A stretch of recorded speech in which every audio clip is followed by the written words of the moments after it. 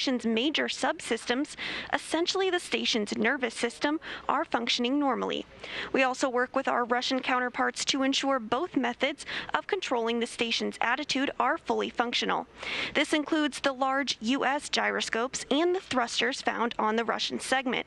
Both systems play a critical role during Dragon's docking. Mission Control Houston will closely monitor the crew's flight and will continue to check off milestones for most of the journey. So I'll send it back to Hawthorne. The International Space Station team is ready for launch. Courtney? Thanks, Sandra. We're so happy to hear that the space station team is ready for launch. As we mentioned, the Crew-3 astronauts will spend about 6 months aboard the International Space Station. They're starting their journey after the departure of the Crew-2 astronauts from the space station. Crew-2 splashed down off the Florida coast Monday night, where they were picked up at sea by SpaceX's Go Navigator recovery vessel. Next, SpaceX will launch Commercial Resupply Mission 24, or CRS-24, to space station to deliver cargo and supplies to Crew-3 and the astronauts and cosmonauts aboard. It will automatically dock to the International Docking Adapter 3 on the space-facing port of the station's Harmony module. Before Crew-3 returns home, they will hand the baton to the next crew to arrive at the orbiting lab on Crew Dragon, the Crew-4 crew. That mission is targeted to launch in April of next year, and it will carry Crew Dragon commander and NASA astronaut Kjell Lindgren, pilot Bob Hines of NASA, and mission specialist Samantha Cristoforetti of the European Space Agency, or ESA, and a fourth crew member who has yet to be named. The Crew-4 astronauts will also complete a 6-month mission as expedition crew members aboard the space station. Now, they will be joined there by 3 additional crewmates who will launch on a Russian Soyuz spacecraft, and this will mean that 7 people will be on the space station at one time, allowing NASA to increase the amount of science conducted in space. That's right, and this will be Kjell Lindgren's second trip into space following a 141-day stay at the space station in 2015 for expeditions 44 and 45. Before being selected as an astronaut in 2009, he was a flight surgeon supporting space shuttle and space station missions. In December 2020, NASA named him as one of the Artemis team of astronauts helping to pave the way for NASA's upcoming lunar missions. Bob Hines, a lieutenant colonel in the U.S. Air Force, was selected as an astronaut in 2017 and will be making his first trip into space on Crew-4. Before becoming an astronaut, he supported multiple military deployments in the Middle East, Africa, and Europe, served as a flight test pilot for the Federal Aviation Administration, and flew as a research pilot at NASA's Johnson Space Center in Houston. And ESA astronaut Samantha Cristoforetti will be making her second trip to space as a mission specialist on Crew-4. She was selected as an ESA astronaut in 2009 and flew to the International Space Station in 2014 aboard a Russian Soyuz for a long-duration mission as part of Expedition 42 and 43. Cristoforetti is planned to take over as station commander for Expedition 68 and will be the first woman from ESA to do so. Now let's head over to Daryl at Kennedy Space Center. Daryl, how's it going over there? All right, it's very good, Courtney. We are having clear skies at the moment. We can see some stars here at Kennedy, and that's great news. And if you're just joining us, welcome to coverage for the mission known as Crew-3, NASA and SpaceX's 4th flight of astronauts to the International Space Station. We are at T-minus 1 hour and 11 minutes until launch. Liftoff time still holding for 9:03 p.m. Eastern time, and we're tracking no issues with Falcon 9 or with Dragon. The range is green, and the weather, it's cooperating. Moving on out, we had a light shower earlier, but it is gone. The range is now green, and so over the last 3 hours, our crew of Raja Chari, Tom Marshburn, Caleb Barron, and Matthias Maurer, they donned their SpaceX suits in the historic crew quarters suit-up room. They walked out of the crew quarters building, as every NASA astronaut has done since Apollo 7, and then they were transported to the pad where they climbed inside the SpaceX Crew Dragon Endurance. And now we are seeing them live while they await liftoff. And Shannon, what is the crew doing right now in these moments as they wait? Yeah, they are waiting, but they know that they're getting closer and closer to launch. The time really starts to feel like it's speeding up, especially when we get that launch escape system armed. But what they're doing is they're thinking about their task ahead. They're thinking about running through the nominal procedures as well as running through any emergency procedures that in case they need them. If you remember back in April, and we've talked a lot about this, we launched NASA astronauts Shane Kimbrough, Megan MacArthur, JAXA astronaut, and Aki Hoshide, and ESA astronaut Thomas Pesquet to the space station, and those 4 returned from their 6-month mission. Shane Kimbrough saying after he splashed down, it's great to be back on planet Earth. It's always nice to come home. It is. And so, not that I would know, you've told me a few times that it is great to come back home. It is great. It's just, it's a long journey, so it is nice to go home to somewhere familiar. Over the next hour, we will conduct a series of polls. The pad crew has departed, and we watch them leave the area as we zoom out. We get ready for launch through these series of polls. The crew will also arm the launch escape system, and fueling of the Falcon 9 will then begin. Launch, of course, set for 9:03 p.m. Eastern, and this will include a 12-minute flight to orbit, and then a roughly 22-hour flight to dock with the International Space Station at 7:10 p.m. Eastern on Thursday, November 11th, which is Veterans Day, and it's not lost on us that we have 2 active military members on this flight, and so it seems fitting, a day that we remember all veterans who have served. Right, yes, it's important to recognize our veterans, and NASA definitely has a long history of working with the military service. We are a civilian organization, but they do provide some expertise to us. And as you pointed out, we've got 2 active duty military on that flight. Many test pilots from the military ranks have come through NASA, of course. That was certainly true in the early days of the space program, and it's still true today. It's still true today, but we also have non-military people such as myself, so we take a lot of scientists and engineers that are not affiliated with the military. As we look outside at the launch pad at 39A, for those who don't know, this is a very vast place. Kennedy Space Center shares land with the 140,000-acre Merritt Island Wildlife Refuge, so that's why when you're looking there, it's just so dark in so much of the picture. Even when we're a far distance from the launch pad, it's an area that has been preserved for a very long time, for decades going back. And since it is Native American Heritage Month here in the month of November, we should mention that this was land once occupied by indigenous tribes, including the Ais and the Timucua. A quick history of NASA's Commercial Crew program. It all began with the first successful and historic test flight with NASA astronauts called Demo 2. After that, NASA certified SpaceX to fly astronauts regularly to and from the International Space Station. And the first rotational mission was, of course, drumroll please, Crew-1. Shannon, that was a big deal because it was the first time in more than a decade since Space Shuttle retired for longer duration space flights. This was the first one. You were on it, and you flew up there and spent almost 6 months in space. That's right. We did spend almost 6 months in space, and we make a big deal about this being the first capsule because even though it has made it to space, there's still things that we need to see how it ages during its time on orbit. So we're constantly looking at its systems and making sure that everything is working properly so we can keep crew up there as long as we need them. And a lot of what you experienced then flowed back into improvements that were made for this brand new spacecraft. Absolutely. Each time a crew comes back, just as we did, we give comments and what we call lessons learned and maybe some suggestions on how to make things a little bit better.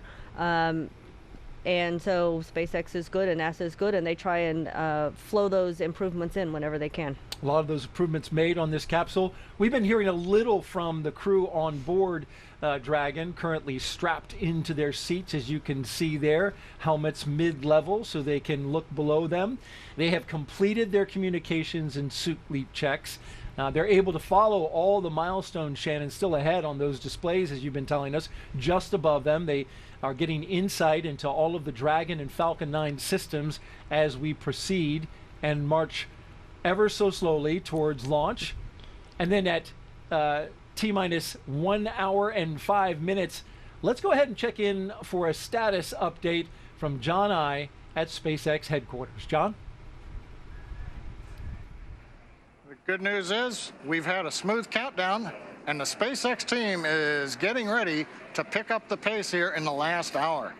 Now, our next major activity happens at T-minus 1 hour when the SpaceX closeout team actually gets out of the blast danger area. They've already left the Crew access arm and are leaving the launch complex. That just leaves the Crew onboard Dragon inside of 39A complex. Now, Falcon 9, as you can see on the screen, the two-stage reusable rocket. We've done our final propulsion checkouts of the first and second stages, and the engines began just a few minutes ago in preparation for propellant loading. So we're testing and cycling valves on the engine. We're checking the engine pneumatics pressurization system right now.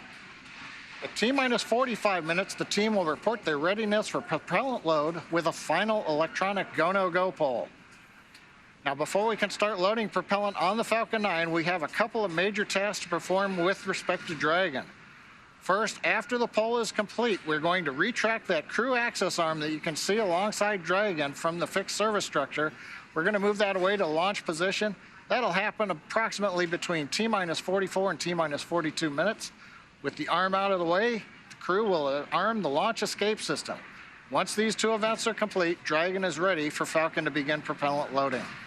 On the weather front, we're also verifying that we meet all the constraints, and as we mentioned a little bit earlier, everything both at ground level and at upper altitude looks good and ready to support an on-time launch in just over 64 minutes. So with everything looking good right now, the range is also ready to support from historic Launch Pad 39A. The worldwide network of ground stations and the tracking and data relay satellites are ready to support Dragon as it heads into orbit. Everything is looking good for that instantaneous launch window at 9:03:31 p.m. Eastern Standard Time, which is 2 hours, 3 minutes, 31 seconds Universal Time. As a reminder, once we begin loading propellant, there's no opportunity to change the T0. Timing for Dragon rendezvous with the International Space Station is very precise, down to the second, so we're going to get one chance at it today. But the good news coming up just over 63 minutes and counting, we are go for launch, Jesse. Great. Thank you, John I. It's always great to hear that we have everything go SpaceX, for our we will T0. be cycling orbit tank isolation valves to equalize low flow pressure at this time. Additionally, you are go for section 6. When ready, report go for launch. Endurance copies of the cycling some pressurization valves, and we are go for section 6.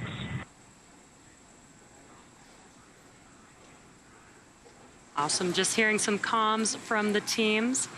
Today's launch marks the third time a rotational crew will fly on a commercial spacecraft, and each of our crew members brings a diverse set of experiences to today's flight. Chari is the commander of the Crew Dragon spacecraft and the Crew-3 mission. Chari is responsible for all phases of flight, from launch to re-entry. Once on board station, he'll serve as an Expedition 66 flight engineer. He was born in Milwaukee, but considers Cedar Falls, Iowa, his hometown. He is a colonel in the U.S. Air Force and joins the mission with extensive experience as a test pilot. Over his career, he has accumulated more than 2,500 hours of flight time. This will be the first space flight for Chari, who became a NASA astronaut in 2017. He is also a member of the Artemis team, so he is eligible for assignment to a future lunar mission. And Tom Marshburn is the pilot of the Crew Dragon spacecraft and second in command for the mission, responsible for spacecraft systems and performance. Once aboard station, he will serve as an Expedition 66 flight engineer and is scheduled to assume command of the station for Expedition. Go for launch at 6.4, section 4.100. Copy, Dragon. You are go for launch. All right, and that call Endurance is a go for launch. Exciting news. Again, Tom Marshburn is a Statesville, North Carolina native who became an astronaut in 2004. Prior to serving in the astronaut corps, the medical doctor served as a flight surgeon at NASA's Johnson Space Center in Houston and later became medical operations lead for the International Space Station. The Crew-3 mission will be his third visit to the space station and his second long-duration mission. And the Crew Dragon will be the third spacecraft for Marshburn to fly in after the Space Shuttle and the Russian Soyuz. He previously served as a crew member of STS-127 in 2009 and Expedition 34 and 35, which concluded in 2013. Kayla Barron is a mission specialist for Crew-3. As a mission specialist, she will work closely with the commander and pilot to monitor the spacecraft during the dynamic launch and re-entry phases of flight. Once aboard the station, she will become a flight engineer for Expedition 66. Barron was born in Pocatello, Idaho, but considers Richland, Washington her hometown. She earned a bachelor's degree in systems engineering from the U.S. Naval Academy in Annapolis, Maryland in 2010, and a master's degree in nuclear engineering from the University of Cambridge in England in 2011 as a Gates Cambridge scholar. Lieutenant Commander Barron earned her submarine warfare officer qualification and deployed 3 times while serving aboard the USS Maine. At the time of her selection as an astronaut candidate in 2017, she was serving as the flag aide to the superintendent of the U.S. Naval Academy. And Matthias Maurer will also be a mission specialist for Crew-3, working with the commander and pilot to monitor the spacecraft during the dynamic launch and re-entry phases of flight. He will also become a long-duration crew member aboard the space station. Maurer comes from Sankt Wendel in the German state of Saarland. Before becoming an astronaut, Maurer held a number of engineering and research roles, both in a university setting and at ESA. In 2016, Maurer spent 16 days on an undersea mission as part of NASA's Extreme Environment Mission Operations, or NEMO, space analog. Like Chari and Barron, Maurer will be making his first trip to space with the Crew-3 mission. Each of these 4 crew members will join Expedition 66 once they arrive at the International Space Station, with Russian cosmonaut Anton Shkaplerov as commander. Yep, and it looks like we are just under 1 hour from liftoff now. And this day is a continuation of regular crew flights to the space station from U.S. soil. This will be the 4th flight, Dragon. This will be the 4th flight of Dragon with NASA crew and its 3rd long-duration mission to the International Space Station. And today, our crew is flying the newest Dragon in our fleet, and we'll be taking a ride on board the Falcon 9 that supported the CRS-22 mission back in June of this year. Now, it's been a great countdown so far. Weather is still looking good, so the excitement is continuing to pick up here as we get closer to that T0. That's right. We started our coverage with Suit Up just over 3 hours ago. The SpaceX team helped the crew put on their suits and conduct initial checkouts before crew walkout. Crew walkout was where Raja Chari, Tom Marshburn, Kayla Barron, and Matthias Maurer gave final goodbyes with friends and family gathered outside of the operations and checkout building before they began that roughly 20-minute ride to pad 39A. And though it was just after sunset and already dark outside, we did still get some awesome views of those Teslas heading down the NASA Causeway before the crew arrived at the pad. And once they arrived, they all took a brief moment to enjoy the view of the vehicle that they will be taking flight on, and then headed up the fixed service structure to begin a process known as crew ingress, where the astronauts entered the vehicle, and the SpaceX team performed a series of checks to ensure that the suits, seats, and vehicle interactions were all functioning properly. Then about 30 minutes ago, the team closed Dragon's hatch with the crew safely inside. So again, we're just under 1 hour to go until Dragon starts breathing fire.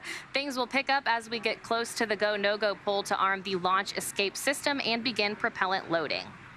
Now, the crew pull for readiness was completed at T-minus 60 minutes, and the Dragon pull for prop load is coming up here in about a minute at T-minus 55 minutes. Now, next up at T-minus 45 minutes after that will be an internal mission control Hawthorne pull, and then the launch director's pull for propellant loading. When we get to about T-minus 40 minutes, the crew access arm will retract, and the crew will get the call to close their visors and arm the launch escape system. Now, this is the automated system in place that can fire the 8 Super Draco thrusters on Dragon to quickly separate the crew from the rocket, either on the pad or during the flight on the ride uphill. And then once we reach about T-minus 35 minutes, propellant loading for the Falcon 9 will begin.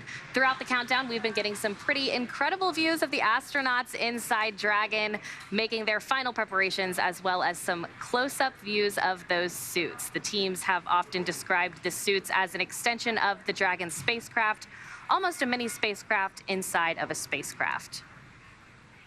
We're standing by now for that call for propellant loading. Again, that should be coming up here at about T-minus 55 minutes. So we're just about roughly 40 seconds away from that. The crew in position, ready to go. Taking a look at those monitors above them.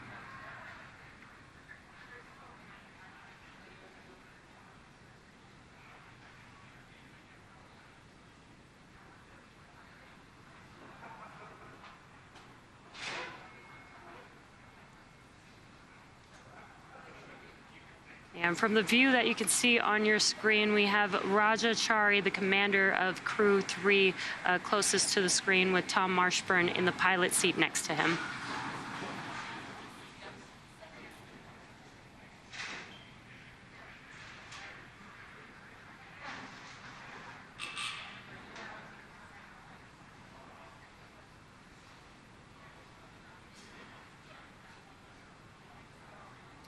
With everything still proceeding well, let's send it back to the team in Florida. Daryl, how's it going there? It's going great out here, ladies, and we're here with NASA astronaut Shannon Walker. If you want to get a question in, hashtag #AskNASA on Twitter, and she will do her best to answer your question. And by the way, speaking of social, Kennedy is hosting a virtual NASA social on our Facebook page.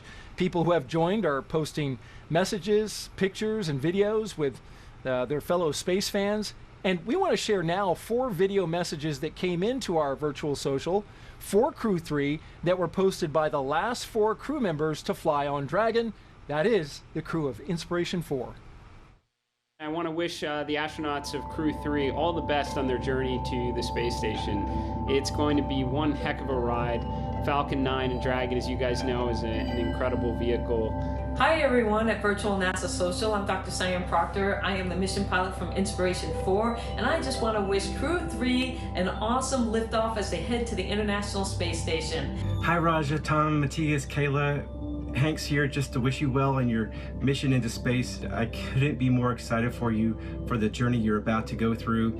Getting into that Falcon rocket with your suits on that have your name on it is a feeling like no other. Crew-3, I just want to say I'm so excited for all of you. I know that rush of emotion that you're going to feel with your spacesuit on, strapped into the capsule, and you're about to have the best ride of your life.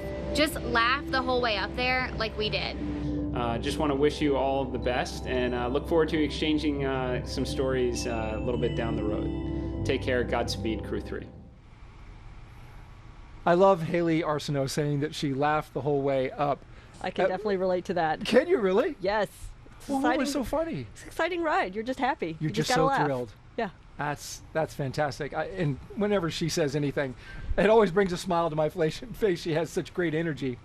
Well, throughout the program, we've been answering your Ask NASA questions from social media. We have time now for a few more before Falcon 9 fueling begins, and so we'll pop it up on the screen. And Shannon, you've been answering them all show long. We appreciate that. So the question we have up now is, what are your tips for me to go to space? I'm a high school freshman from Poland, dreaming of going to space.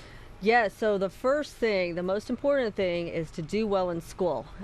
We need people who are very accomplished and have lots of different skills, and it all starts with a good education. Now, being from Poland, you're going to have to apply to the European Space Agency to be part of their astronaut program, and hopefully they will have another selection one of these days. But really, do well in school and then go pursue a field of work that really interests you. What you want to do is do something you're very passionate about, and that really, when you're passionate about something, you're going to do well at it, and it's going to stand out, and people are going to take notice. And so, yeah. It doesn't necessarily have to be a specific, STEM is good, right? Right. But there have been people who have not gone into STEM and become astronauts. Every astronaut that we have taken on the NASA side has got a STEM background. Oh, they do, and yes. so that is a requirement. That is a requirement right now. Now, of course, we're starting to fly more people, and there are more opportunities to get to space, so it may not be a requirement in the future, but right now, at least on the NASA side, you need a STEM background. A STEM background and study hard and get some good grades. Yes. Our next question, does it get very hot wearing the spacesuits, or is the material breathable? Yes, no, the material is absolutely not breathable because you need those spacesuits to hold pressure should something go wrong in the capsule. So you need it to completely contain that atmosphere around you. So they can get a little hot, but the entire time you're in the suit, they're flowing air through it to keep you cool. You've got an air conditioning system for the suit. Yes. Blowing that air around. Yes, exactly. You need the air to be blown around because you really don't want to end up with a carbon dioxide bubble right in front of your face. All right. Thank you so much, Shannon, for answering those questions. And keep the questions coming. We appreciate them at #AskNASA. Now we'll send it over to Marie, who is standing by with the Deputy Director of the Kennedy Space Center. Marie?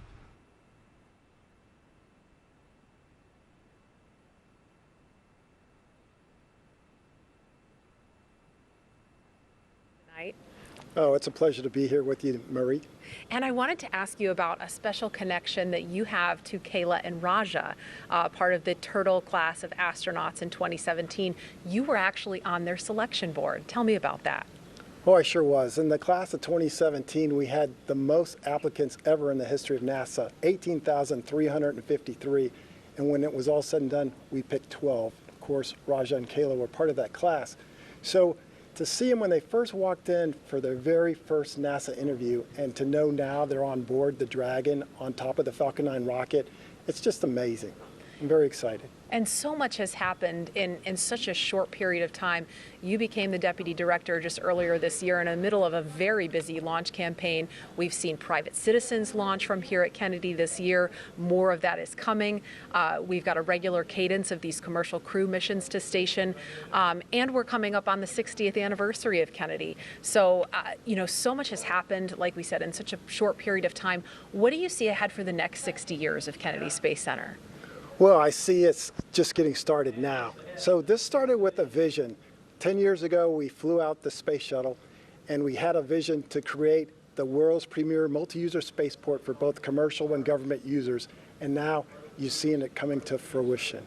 So it's just going to be, we have 24 launches now, more launches than any place else in the world. When we finish this year, we should have close to 50 launches, and it's just going to increase more and more. I want to also ask you about what is in the building right behind us. Of course, the Goliath vehicle assembly building, the Artemis rocket, the SLS Space Launch System rocket is fully stacked. We want to show you a peek inside. Our gigantic moon rocket, there it is. That is the Space Launch System and the Orion capsule being stacked on top. This is video from late October inside the vehicle assembly building.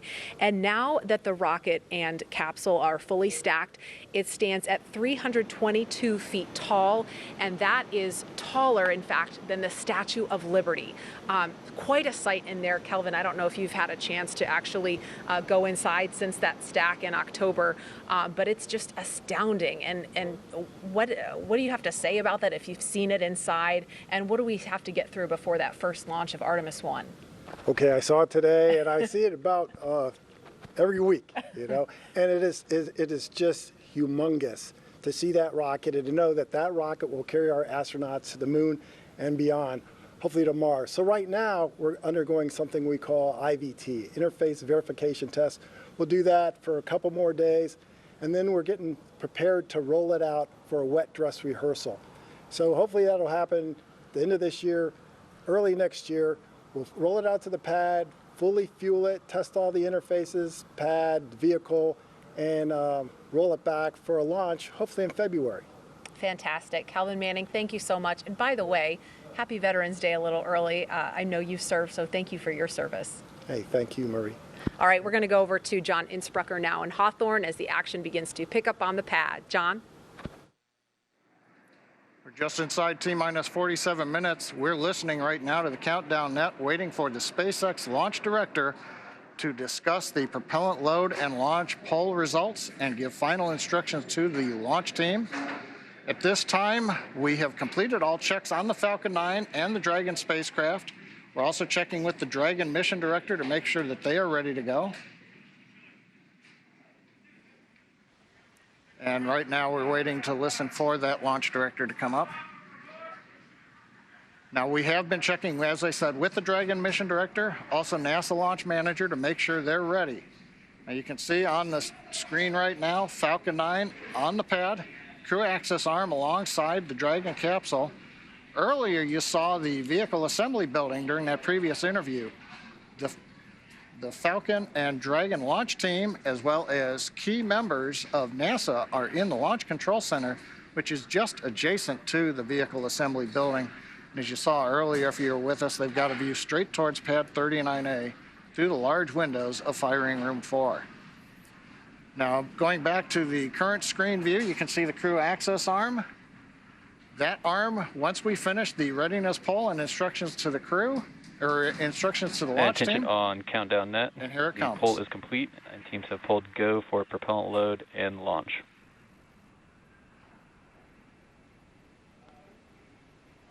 And stand by for hold SpaceX and launch director protocol. says poll is complete. And he's For preparing to non-urgent, brief the no-go hold conditions, and brief safety CE protocol. or LD, and they will approve aborting the countdown.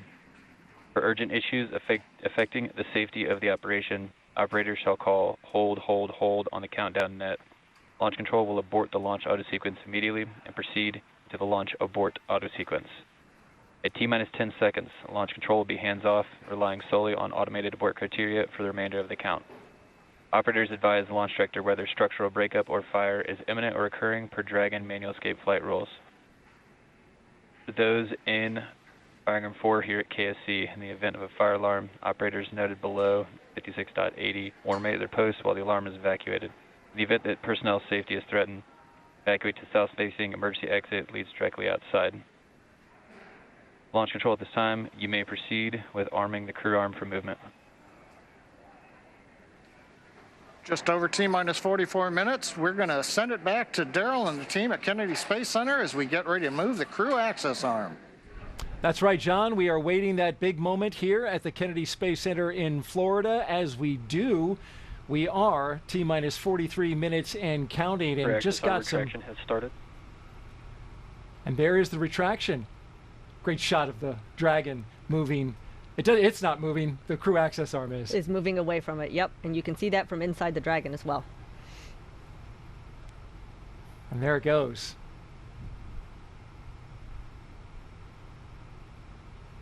When you're in the capsule, can you see that? You can. You have windows that are at pretty much your foot level, and you can see a little bit out. So you do see that moving away, and once it's gone, you know it's just you and the rocket. There's the camera pointed directly at Dragon. Great view there. You can see the strong back at the top. Oh, that is a fantastic view.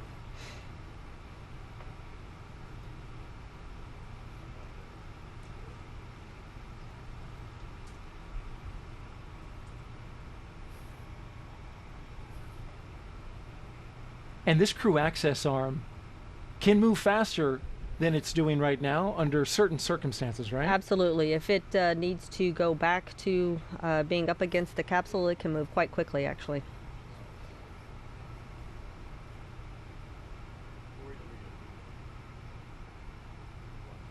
It was just not too long ago, about an hour ago, that we saw the astronauts walking down that very crew access arm. Now it is rotating away from the rocket. Just one more step closer to launch. An important milestone. Absolutely. I'm enjoying just watching the various parts of the launch pad go by yes. as we look out that Yeah, you don't that moving often arm. get that view, so No. it is, might as well soak it in while we've got it. There's nobody inside that arm. There's nobody on the pad. The only people who are there are the 4 astronauts inside that SpaceX Dragon capsule. You can see the water deluge system to the left, out the opening there to the white room. Crew access arm retraction complete. And we just heard the call out that the crew access arm has completed its retraction away from the rocket. And so up next, Dragon SpaceX, you are go We for wanna do a section little- 7 of 4.100. Close visors and arm the launch escape system. And Dirge copies, we're go And that's for what's section 7 up of next. 4.100. arming the launch escape system. And while we await that, let's take a social question. Oh, for that Shannon. sounds like a great idea. Michelle Stone asks, as an astronaut, what moment does it become real that you are about to launch to space? You know, Michelle, it is Right about now. So you know everything else has happened according to plan, and this is really the final bit before you launch into space. So anything had gone wrong previously, the access arm was there and you could just exit the capsule. Now it's just you and the rocket. Closed. We're arming the launch escape system. And arming the launch escape system, as we just heard that call, is a major milestone. Because you know, if for some reason something were to happen, that's how you're getting off the top of that rocket. That is correct. If something happens, if it's detected on the ground or by the systems on the Dragon or that Falcon 9, it will engage that launch escape system and that crew will go shooting off that rocket. Let's take another question now. Shannon, been doing so well with these questions. I love answering questions. Well, excellent. Here's another one. Are there pre-launch rituals and activities that the crew go through before launch? You know, we do have some, I would say, traditions, and it's kind of interesting now that we're in the commercial launch escape system is verified armed. Okay, the launch escape system is armed. There's copies. We see the same. So we have traditions that come from the Apollo days. We've got traditions that we actually experienced over in Russia when we were flying on Soyuzes, and so we sort of combined a few. A lot of them, as you've seen earlier, involves the crew sticking their stickers on various places. Yes. Everywhere you can. Everywhere we can. We want people to know we were here. And one more question for you, Shannon, as we await the loading of propellant into the Falcon 9 rocket. Hey NASA, while watching the launch of Crew-3, I noticed the astronauts have a little mirror on their suits on their left arm. What are they for? Yes, good eye to notice that. Good eye. Good eye. Yes, that mirror is actually will let you inspect your spacesuit to make sure everything is fine. So once you're in the spacecraft by yourself, if you open your visor and you need to shut it, you want to make sure, in my case, that your hair is not crossing the boundary and would interrupt the seal that is necessary to keep that pressure on the inside. So they use that to make sure their spacesuit is in perfect condition. How about that? I hadn't even noticed it. It is wonderful when we get these questions from the viewers and the people who are watching, because they're looking so closely. They are looking closely, and it's great that people are picking up those details. Well, let's take another one then, since we've got some great questions coming in. Can you keep your spacesuit after the mission? Oh man, I wish I could keep my spacesuit. I don't know where I would put it, but no, unfortunately we are not allowed to keep our spacesuits. You couldn't stuff it and put it in the foyer? I suppose I could. That would be a bit pretentious, don't you think? But you know what's interesting is if you don't keep it, it is made exactly to your specifications, so... What do we do with it? So, yeah, actually, after a flight, the spacesuits go into rotation for training. And so, at this moment, Samantha Cristoforetti, who is about my size, is using my spacesuit for her training while her spacesuit is being built. Ah, okay. So they really are used again, but not for spaceflight. They go into a life of training. That's correct. Great questions, folks. We really appreciate these. These are some good ones. And Shannon, in approximately 25 seconds, expect loud venting. So we're getting a call out as we prepare for propellant loading. And you see the crew there, Crew-3. And they have their visors closed, so they are ready. They have them closed before the launch escape system is activated in case it needs to be put into action. They will be safe in their suits. Another safety measure. As we are here at the Kennedy Space Center taking another question from social media. Shannon, what was it like to feel the weightlessness of space for the first time? Oh, that is such an interesting feeling when that happens. Of course, I felt it for the first time on the Soyuz spacecraft. When we got into space and the engines cut off, to me it felt like we were sort of tipping forward. I felt like I was floating forward in my harness that was holding me down. Don't know why. I don't think we were, but that's what it felt like. Yeah. And not too long after you get up into space, don't you get ready to sleep in anticipation for getting to the space station? It really depends on your profile. So what the Crew Dragon will do is what we did on our flight up also had a 22-hour-ish rendezvous. They will go through systems checks, make sure everything is working on the Dragon, and then they will have a sleep period before they do the final rendezvous. And I want to ask a follow-up on this question. Okay. What's it like to sleep in space? Like, what happens? Is does your head what does your head do, and how do you get comfortable with not being against anything? It is interesting to sleep in space. It is actually pretty comfortable to sleep in space, but it does take a little bit getting used to. I will tell you, the first time I was up there, for about the first month, I would wake up in the middle of the night and feel like I needed to turn over. But of course, that's not going to do you any good in space. So that's just part of adjusting to learning how to sleep in space. There's certainly no pressure points, are there? There are no pressure points. You're just tucked into your sleeping bag. Are you restrained? You have a sleeping bag on the space station. You have a sleeping bag that's inside your crew quarters, and that sleeping bag is attached to the wall. So you sort of float inside your sleeping bag, which is attached to a wall. All right. Great job, Shannon. Thank you for all the answers to the questions there. And thank you, folks, for sending them in. They were wonderful. We enjoyed them. And Shannon did a great job of answering them. Just a few seconds away from prop load. Propellant load has started. And there we heard the call out. Yes. This rocket is being loaded with propellant. Yes. Obviously another major milestone, and that is something that is very obvious to the crew. They can feel it loading into the tanks. It starts low down at the bottom of the rocket, but as the propellant gets, the tanks get more full, it gets more vibrations and louder as it gets closer to the crew. Yeah, you can hear that inside the capsule, right? Definitely hear it. You know something big's getting ready to happen. Absolutely. Well, we are T-minus 34 minutes and counting away from the launch of Crew Dragon's third flight with astronauts and the second for 2021. Today begins the next 6-month rotation mission to the International Space Station. The launch escape system is armed, as we just heard, which happens just before we have started loading propellant onto Falcon 9. That propellant is now flowing into Dragon. The Dragon capsule was loaded with its propellants about a week and a half ago, just a few miles down the road at what we call Dragonland. And in order to fly, Dragon needs a fuel and an oxidizer. So for the fuel, we use monomethylhydrazine, or MMH, and nitrogen tetroxide, or NTO, for the oxidizer. Together, these propellants feed the Draco engines that must maneuver Dragon on orbit, as well as the 8 Super Draco engines that would power the launch escape system in an abort scenario. And again, that fueling, it is flowing. And that means the 8 Super Draco engines inside Crew Dragon are ready.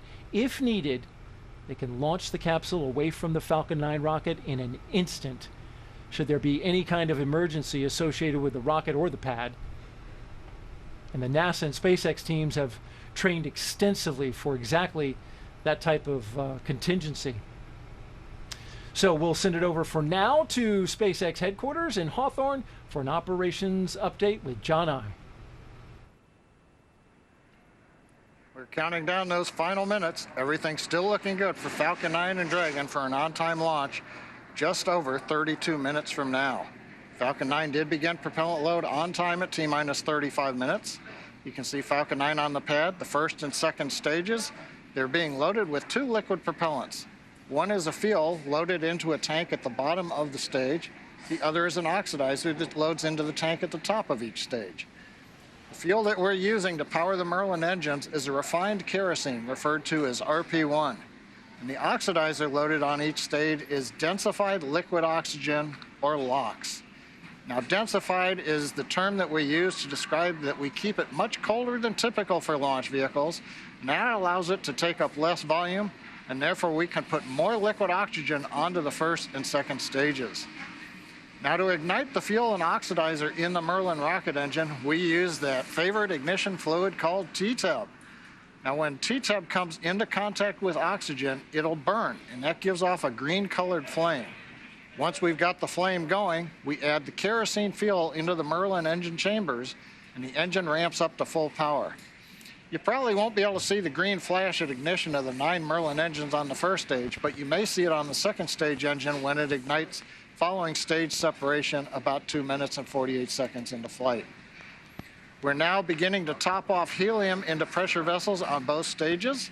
We've been quiet for most of the countdown, but now we're going to squeeze that last little bit in, make sure that the tanks are fully up on the pressure vessels. We'll use that gas to pressurize the propellant tanks in flight. The Merlin turbopumps will be pulling propellant out of the stage, and we need to take up or make up that empty space with hot helium.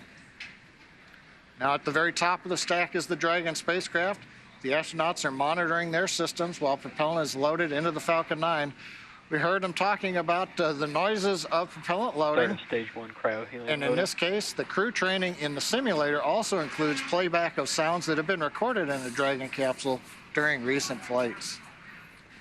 Good news on the range, they are ready to support. They've been doing the balloon launches. They've been making sure that the air and sea space is clear, and they are go to support launch.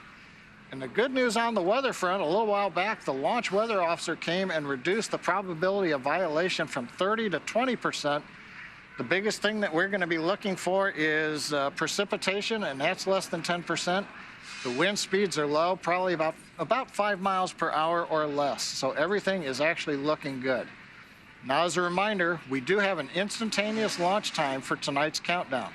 So from this point on, if we hear hold, hold, hold for any reason, we'll have to stand down and target our backup launch opportunity tomorrow night, which is about just under 24 hours from tonight's planned launch. But with that, everything's looking good, and we're going to turn it over to Jesse and Courtney for an overview of what comes after liftoff. Great, thank you, John. We love good news. For Crew-3, the astronauts' flight to station will take about 22 hours. As we await T-0 in just about 28 minutes, the ground operations teams are doing a series of systems checks to make sure both Dragon and Falcon 9 are ready for launch. You're looking at a live view of our teams at the Cape as they prepare for liftoff. As we wait for the launch clock to ready for launch, you're looking at a live view of our teams at the Cape as they prepare for liftoff. As we wait for the launch clock to hit 0, we wanted to give you an overview of what the Ascent portion of the mission will look like. Once we hit T0 and a successful launch occurs, we will watch Falcon 9 and Dragon lift off from the historic launch pad 39A and make their ascent. At about 50 seconds into flight, Falcon 9's engines will throttle down to help pass through the period of maximum dynamic pressure on the rocket, or what we typically refer to as max Q. It's worth noting that once we hit max Q, the vehicle will be going supersonic.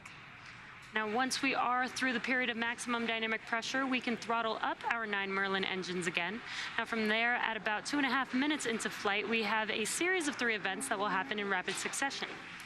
First is MECO, or main engine cutoff. This is where all 9 Merlin 1D engines shut off in preparation for stage separation, which is our second event.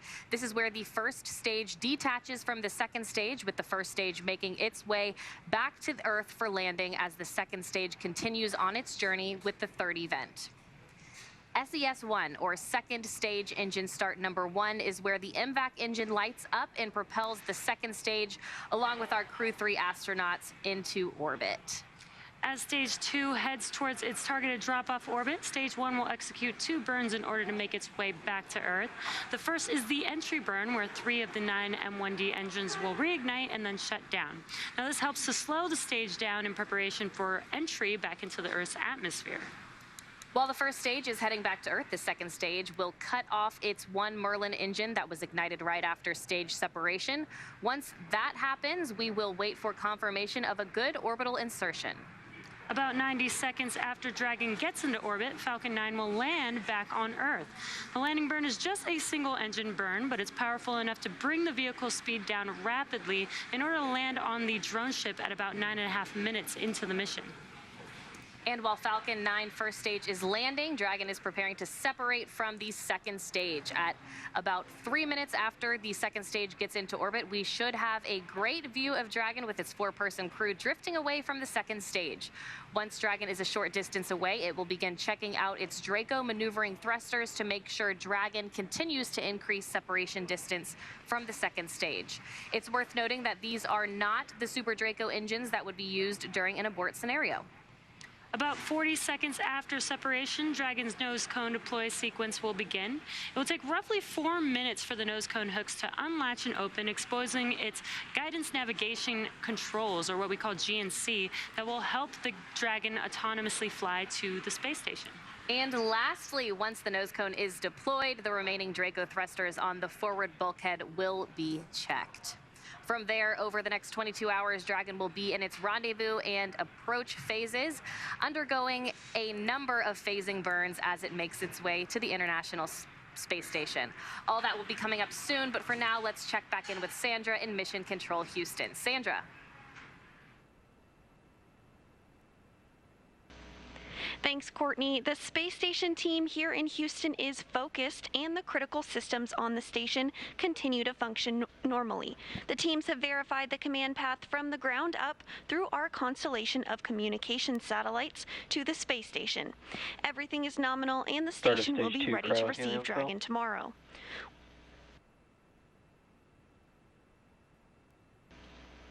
Once the crew arrives at station, they'll join Expedition 66. While on board, their official designation will be flight engineers for most of their expedition.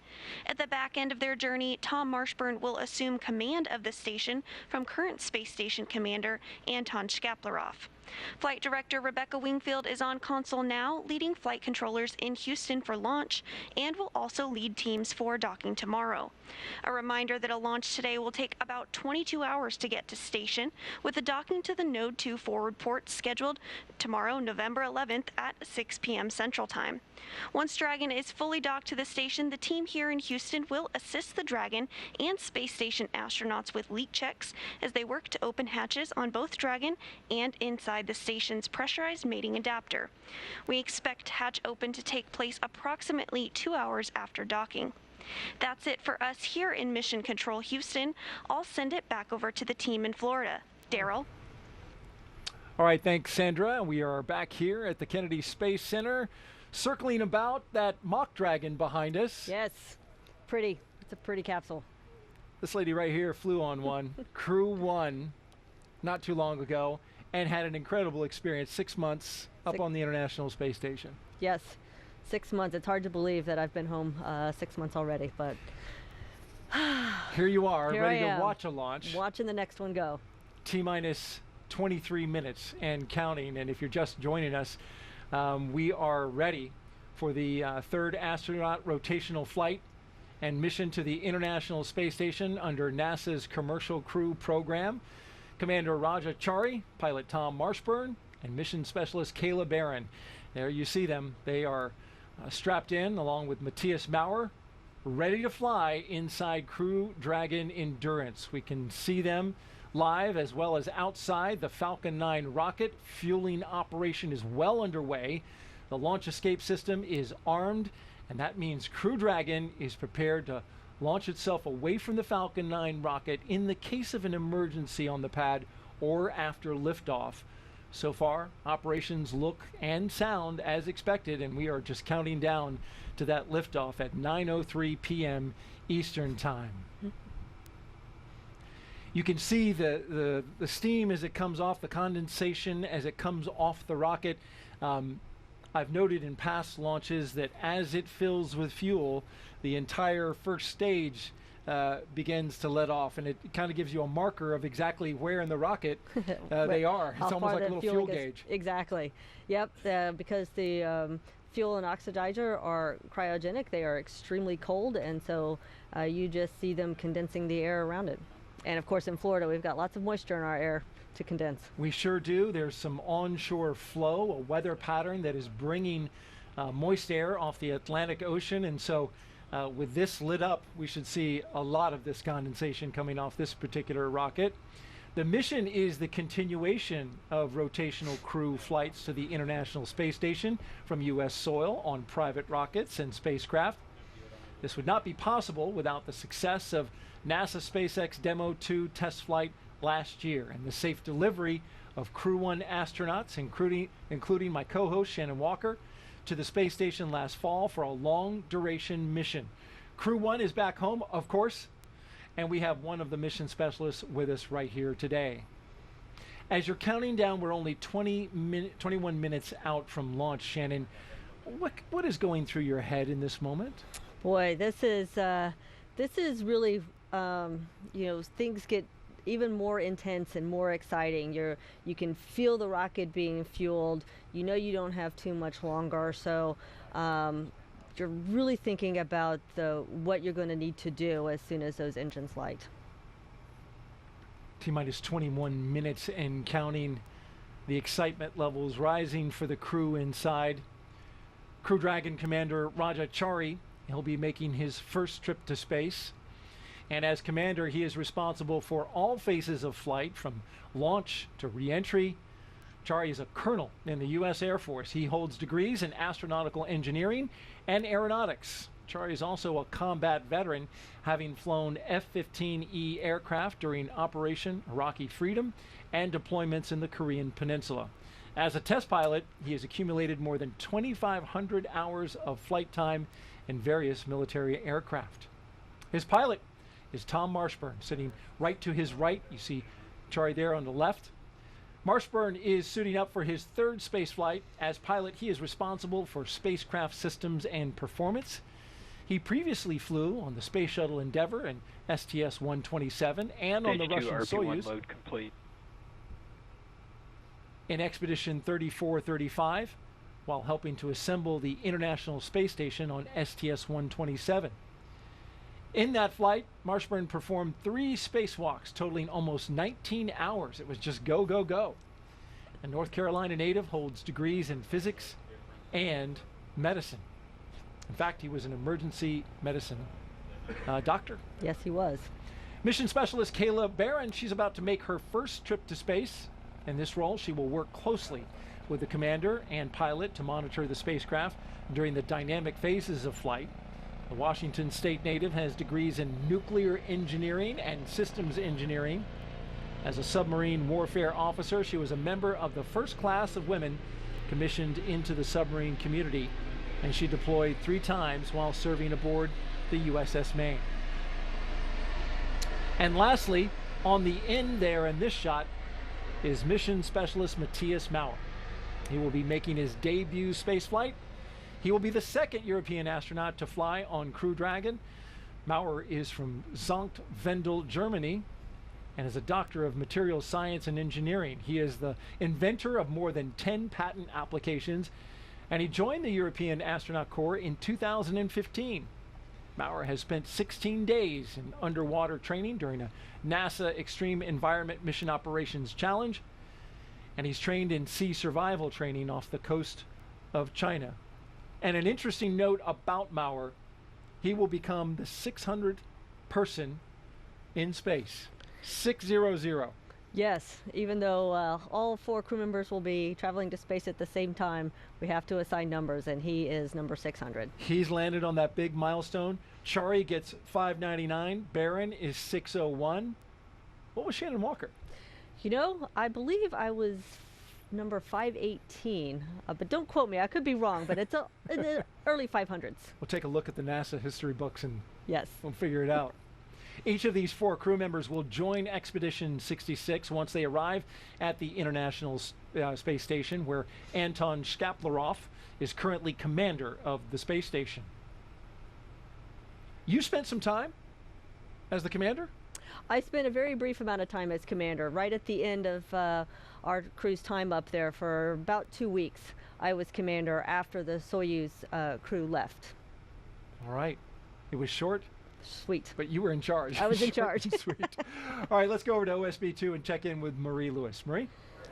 All right, thank you, Daryl. I am here with NASA Administrator Bill Nelson. Thank you so much for being here tonight. What a pleasure. What a great evening. Looks like the rain has given us a break. Yeah, it's clearing up. We've got a great view of the pad, and this must bring back quite a few memories from you. You launched from Pad 39A some years ago, and this is your first crew launch here as the NASA Administrator. What has this experience been like for you so far? Well, just to have an opportunity to try to offer some leadership to this fantastic organization where the impossible is routine And it's just such a tremendous organization. You know, it's been voted the best place to work in the federal government for the last 9 years straight. Stage 2 so launch load is has it begun. any wonder that everybody's excited all the time? And here's another reason what we're going to do tonight.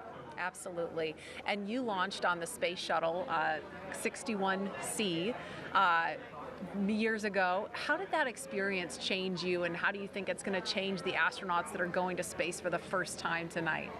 It happens to every space flyer when you look back at Earth from the position of Earth orbit and you see this beautiful creation, our home, the planet, suspended in the middle of nothing.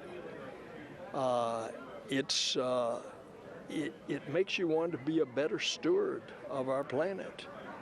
It's extraordinary. As you orbit the Earth every 90 minutes, and then, of course, the properties of microgravity in space. We're learning how to make new materials, new drugs. All of these things are going to come in a commercial operation that we're taking off the surface of the Earth and we're taking to space, and now we'll take it to the moon, and then who knows, we're going to take it on out into the cosmos. And speaking of the success of this program, years ago, over 10 years ago, this program started. You were a part of that. There were a lot of skeptics at the time in the aerospace industry about shifting this low Earth orbit to commercial industry and this partnership with SpaceX. And here we are now. What does the success of this say about what we can do when we do it together? And still, today, people have difficulty making that transition, but the proof's in the pudding. And the pudding is out there on Launch Pad 39A right now. A commercial operation with considerable NASA help and oversight, because when it comes to the safety of our astronauts, NASA's going to be all over it. There's the proof. A very successful commercial operation. NASA Administrator Bill Nelson, thank you so much for your time. Daryl, we'll send it back to you. All right, thank you, Marie, and Administrator Nelson. Some good words there about our future exploration plans. Want to remind you, if you listen on radio, you can catch the frequencies for our local radio. If you're in the area watching out at one of the locations, you can check it out on local amateur VHF radio frequency 146.940 and UHF radio frequency 444.925. You can see it on your screen there. So if you need to step away from whatever you're viewing it on, be it your laptop, your tablet, you turn on your portable radio and you'll be able to listen in. Now, as we get ready to launch in the final few minutes, we want to take a look at some pictures that have some particularly significant meaning to the crew. Here they are, Crew-3 with their booster. A pre-flown booster. Crew-3 will fly aboard a new Dragon capsule, but that booster is pre-flown. This one launched CRS-22 to the International Space Station 5 months ago, and looks like they're giving it some love. Yeah, it's always a good idea to hug your booster. It's pretty special to get to actually go touch the rocket that's going to take you into space. Well, it's about to pin them back into their seats here in just a few minutes. At the time of launch, 9:03 p.m. Eastern, the space station will be flying 258 miles over the North Atlantic, about east of Newfoundland. You can see here the track of the International Space Station, and then from that moment, it will be catching up to the International Space Station once it leaves the coast of Florida. And with T-minus 12 minutes and 30 seconds until liftoff, we want to focus now on the pad as we proceed through the final stretch of the countdown. We'll turn it over to Hawthorne to take us through the launch and ascent. John? Thanks, Daryl. It's just over 12 minutes, and everything is still looking good for launch of Falcon 9 and Dragon. Falcon 9 did begin propellant loading on time at T-minus 35 minutes. The RP-1 fuel loading on the second stage, you can see up at the top, the white cylinder at the very top of the stack. Fuel loading on that stage is complete. Fuel loading is continuing on the first stage. We're about 80% of the way full, and it will finish up at T-minus 6 minutes. The densified liquid oxygen loading is also underway on the first stage. We're about 3/4 of the way full. and we began loading liquid oxygen on the second stage about 5 minutes ago. Now, liquid oxygen loading is the last thing to finish. We'll wrap up first stage at T-minus 3 minutes, second stage at T-minus 2 minutes. Coming up, we're going to do final checks of various engine systems. Our thrust vector controllers are going to be moved. We call them TVC wiggles, where we move the engines back and forth slightly. We'll also be moving throttle valves on the engines to make sure that they are responding to commands from the ground in preparation for flight. The Dragon mission director has reported their team is working no issues. We're going to hear from Dragon in about a minute here on the countdown. Their comm checks are complete. You can see the access arm is retracted. The launch escape system is armed. Crew is strapped in and they're ready to go. They'll get their final instructions at T-minus 10 minutes. They'll be told to configure their displays for launch. And that setup will give the crew insight into how the launch is proceeding and provide them constant updates on vehicle health. At T-minus 5 minutes, we'll be in terminal count, and Dragon will go to internal power, and we'll hear continued call-outs on the countdown net as we get closer to liftoff. And finally, easy to say, range is go, weather is go. So right now, Courtney, we're coming up on T-minus 10 minutes. One of the things that we'll hear on Dragon flights that we don't hear on other ones is the abort call-outs during the countdown. Can you enlighten us a little bit on what goes on with that? Yeah, John, great to hear that everything is going well. We're continuing to track that Dragon and Falcon 9 are ready for launch. But just in case anything were to happen, Dragon is fully prepared to initiate an abort. Upon liftoff, you'll be hearing number and letter combinations on Dragon's trip uphill, which will mark different abort zones throughout the flight, the numbers signifying the stage of flight and the letter as the abort Dragon zone. SpaceX, The first confirmed crew displays are configured for launch. Copy. Endurance displays are configured for launch. And copy that. Crew-3, we are honored to have you at the controls today as the first crew to fly aboard Dragon Endurance. We wish you a great mission, feel good, Godspeed, and enjoy the ride. Thanks, Sarah. And sometimes when you try to fly on Halloween, you get a trick instead of a treat. But how honored and appropriate to get to fly Endurance on Veterans Day. We're proud and honored to represent the SpaceX and NASA teams as we head to the ISS to live and work on groundbreaking science for the next 6 months. And there we have it, some final words from the crew aboard Dragon, and a good luck from the Corps here on the ground to the crew. John, with everything still looking good, that next milestone of engine chill is coming up next. That's right. The next major event that we have is T-minus 7 minutes. It's what we call the engine chill event. The big thing that happens there is we open the pre-valves that feed the Merlin 1D engines.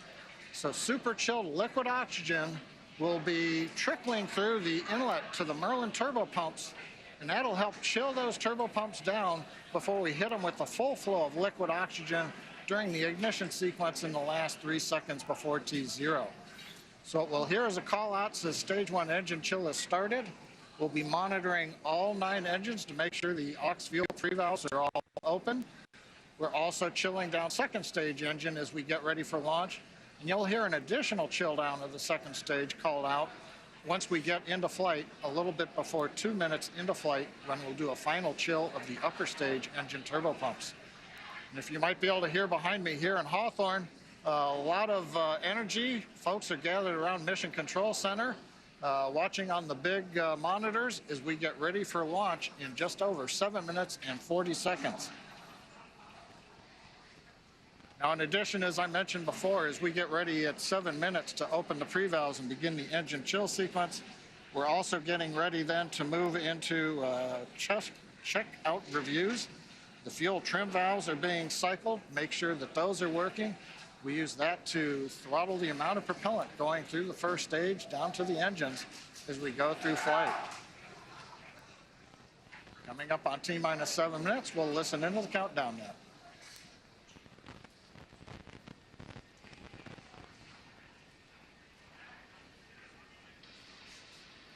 Stage 1 engine chill has begun.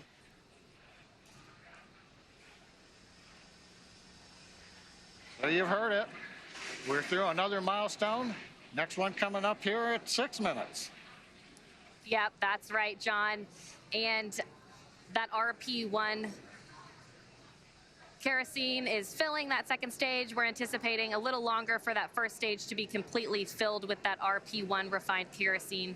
Liquid oxygen will continue to flow through the first and second stages up until the final few minutes before launch. That next call will be that the stage 1 RP load is complete, coming up now in about 15 seconds. Stage 1 We'll RP1 stand by load for that complete. call now.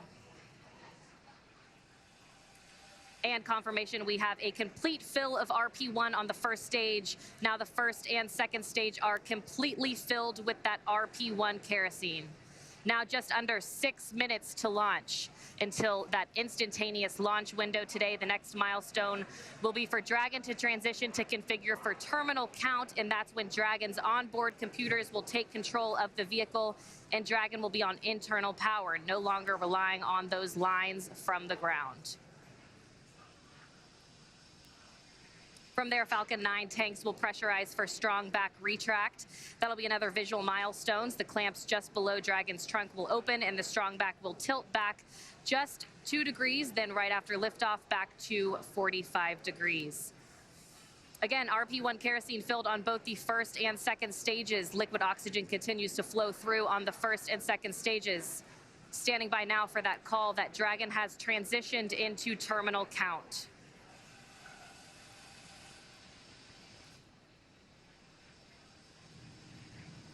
Dragon isn't configured for terminal count. Falcon 9 propellant tanks are pressurizing for strong back retract.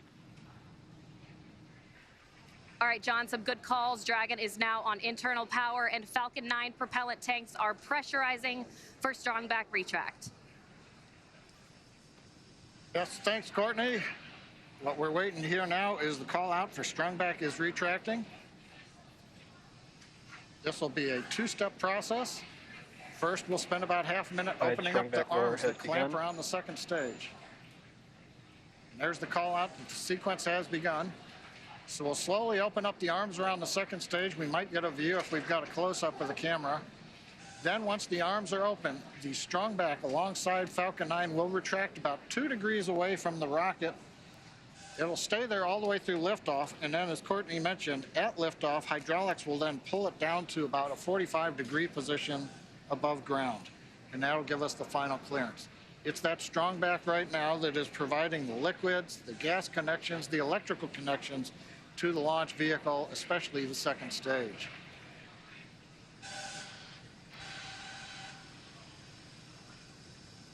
We're hearing some of the venting of the vehicle as we are pressurizing and depressurizing at various steps. As we get ready, you'll see a burst of depressurization there on the second stage.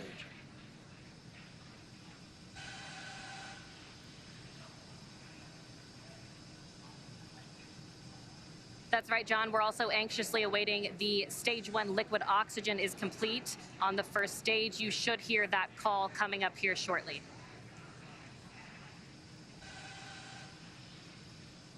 Stage 1 LOX load complete.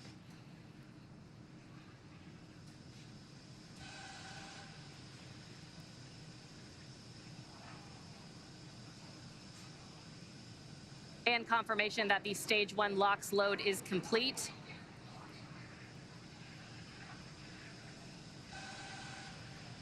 Right now, LOX is going to continue loading on second stage. That'll wrap up at T-minus 2 minutes. Dragon's gone internal power. Now again, at T-minus 2 minutes, we'll finish liquid oxygen loading. And then a typical event, we will drain the propellant lines that go along the strong back, and we typically get a large cloud of condensation at about 90 seconds before launch as we see the propellants come back down off of the strong back to prepare for liftoff.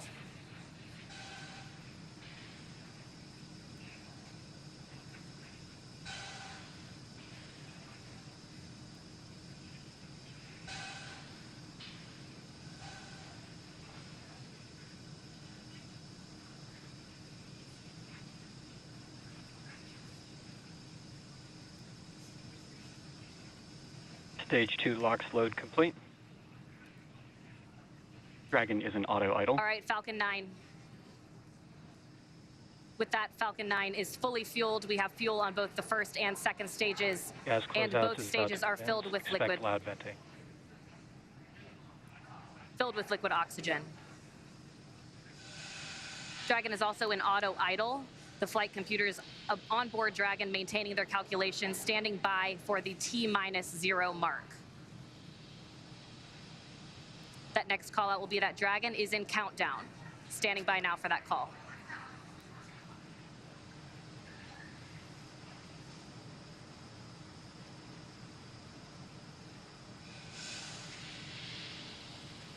FTS is armed, Falcon 9 is in startup, and is now controlling. Dragon is in countdown. All right, the final minute before launch. Just 47 seconds to go. Everything is Dragon, ready for an SpaceX, on-time launch today. Go for launch.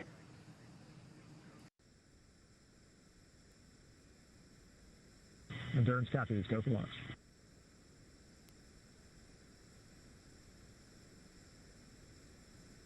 Minus 30 seconds.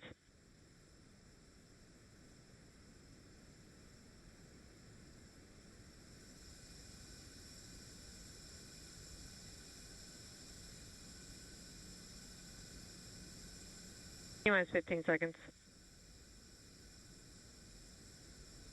10, 9, 8, 7, 6, 5, 4, 3, 2, 1, 0. Ignition. And liftoff. Got 3. Stage 1 Alpha.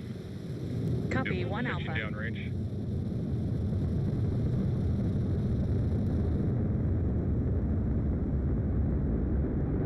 Stage 1 propulsion is nominal.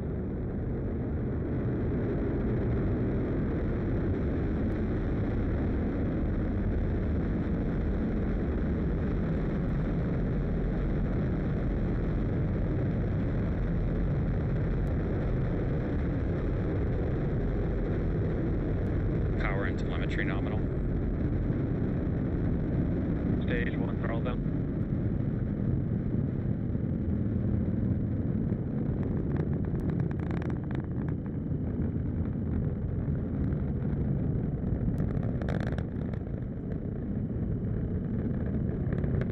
Falcon 9 is supersonic.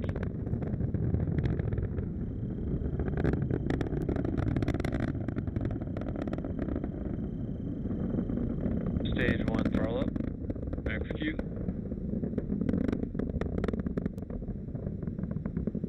Stage 1 Bravo. Copy, 1 Bravo.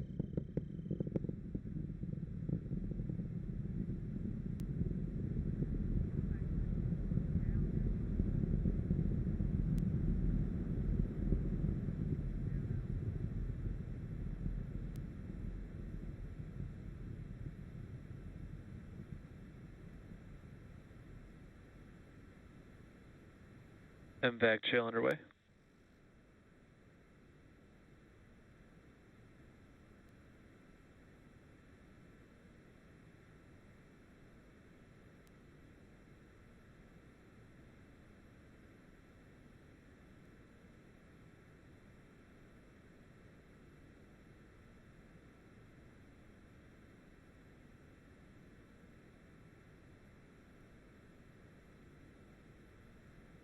Stage 1 throttle down.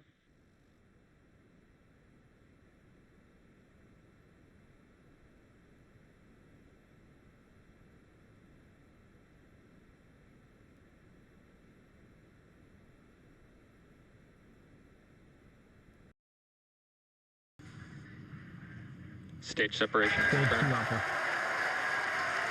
Copy, 2 Alpha. All right, we have ignition of the second stage. And you saw that green flash of that T-TEP fluid.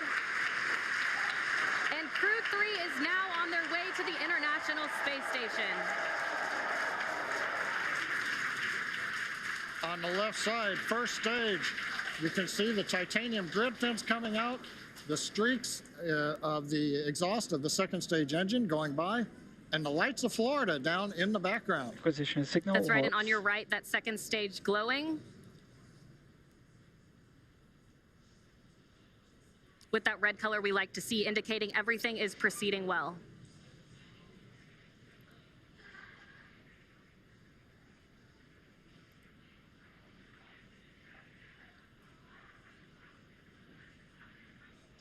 Now 3 minutes and 40 seconds into flight. Everything's still on track. Acquisition of signal Bermuda. Dragon, SpaceX, trajectory nominal. That call out of acquisition of signal Bermuda, that just means the Bermuda ground station has the signals from the second stage of Dragon and Falcon 9. Now, currently on the first stage, we are coasting to apogee, beginning a slow 180-degree pitch, so that when the vehicle comes back through the atmosphere, the engines are pointed down towards the drone ship when we do the relight. Relight for the entry burn will come at T plus 7 minutes and 30 seconds, 3 minutes from now. Currently, the first stage about 166 kilometers up, continuing to coast to apogee for another brief period.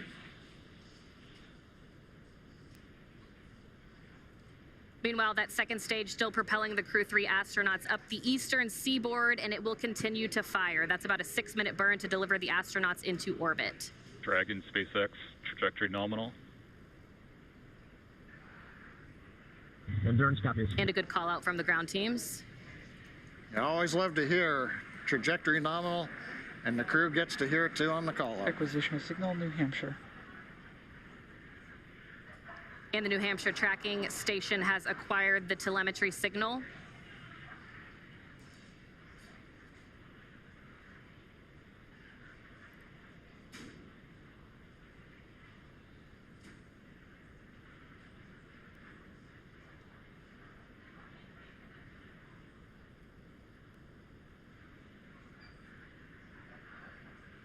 Five minutes and 30 seconds into flight today, everything is still proceeding nominal. And Courtney, right now on the second stage, it's such a large amount of propellant. It takes a while for second stage to really accelerate. The crew right now looks like they're pulling about. Trajectory nominal. Looks like we're pulling about 1.5 Gs. Yeah, right on cue, those check-ins on the second stage performance. Everything is still looking good on that second stage. The next milestone on the second stage will be SECO. And we're getting our views now from inside of Endurance, our first views of the crew on their way to the International Space Station.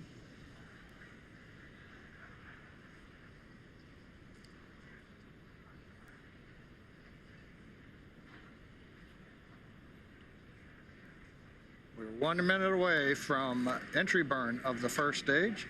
Hopefully we'll get a camera view back on the first stage as we light the 3 engines to come back into the Earth's atmosphere.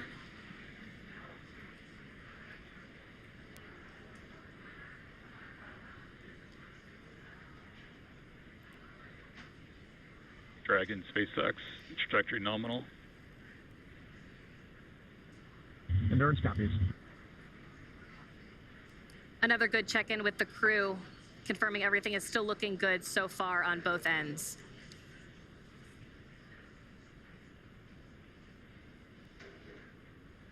That next milestone coming at 7 minutes and 30 seconds will be entry burn start. Currently waiting for the call out from the SpaceX propulsion responsible engineer that the 3 Merlin 1D engines have lit to begin slowing down the first stage prior to entering the Earth's atmosphere. Stage 2 FTS is safe. Stage 1 entry burn is in startup.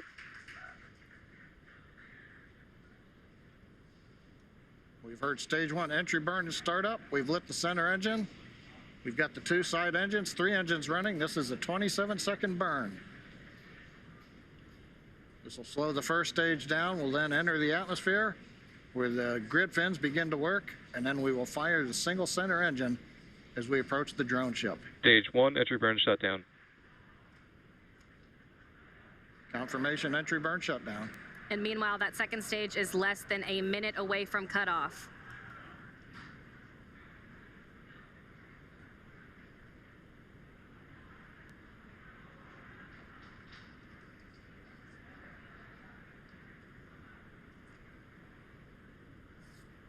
Stage 2 and terminal guidance.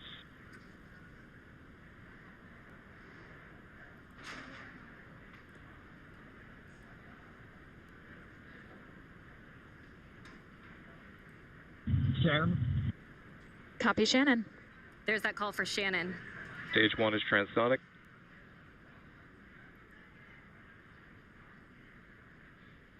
Stage 1 decelerating as we prepare for entry burn, but our attention is right now looking at stage 2 as we get ready for shutdown.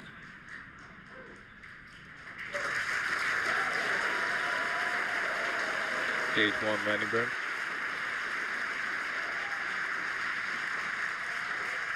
Dragon SpaceX, nominal orbit insertion.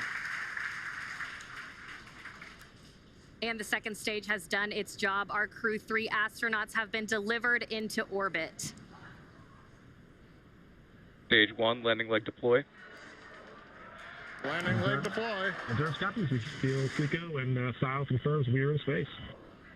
Dragon SpaceX, launch escape system is disarmed.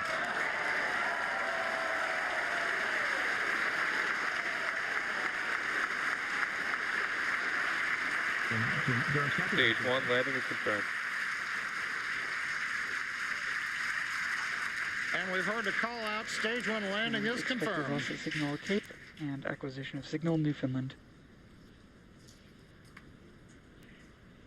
Some great call outs. That next milestone is spacecraft separation around 12 minutes into flight.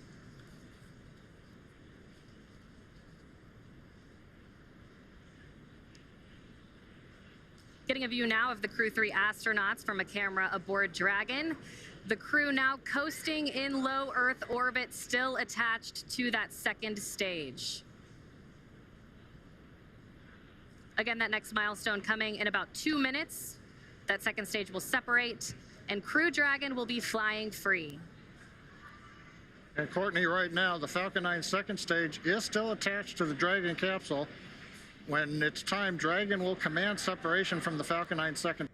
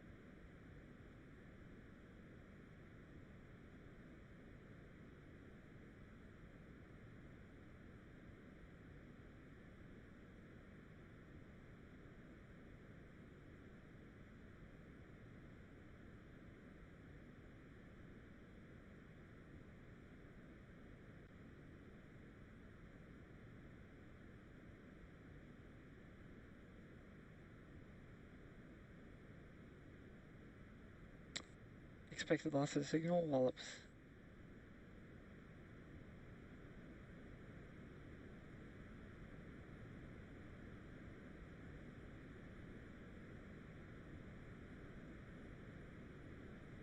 Dragon separation confirmed. Endurance copies. You say. Dragon, CE, welcome to orbit. Hope you enjoyed the ride from F9. Dragon will take you from here. Safe travels. Stand by for words from LD. And Endurance, LD here. On behalf of the SpaceX launch and recovery teams, it was a pleasure to be part of this mission with you. Enjoy your holidays amongst the stars. We'll be waving as you fly by. Cheers.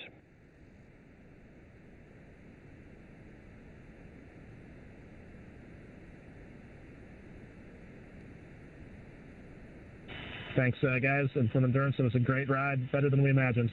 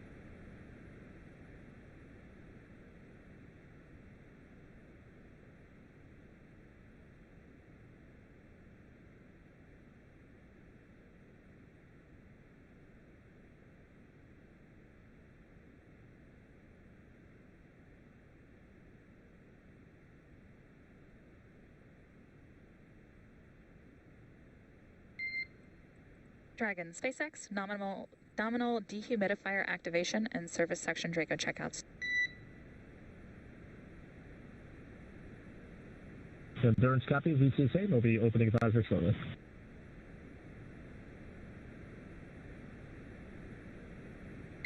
Copy all.